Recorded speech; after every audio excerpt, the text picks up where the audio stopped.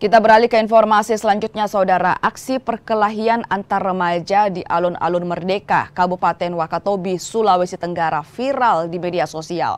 Akibat kejadian ini, satu orang mengalami luka tusuk dan sabetan senjata tajam. Dalam rekaman video amatir terlihat perkelahian antar remaja di area Taman Kota. Seorang remaja mengalami luka tusuk di bagian kepala dan punggung. Kami sengaja tidak menayangkan secara utuh karena mengandung unsur kekerasan.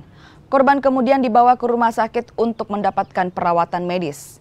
Penganiayaan terjadi saat korban sedang makan bersama rekannya, tiba-tiba didatangi kelompok remaja lain hingga berujung penganiayaan.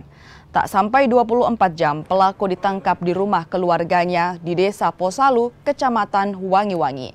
Atas perbuatannya, pelaku terancam hukuman 5 tahun penjara. Terduga pelaku melarikan diri.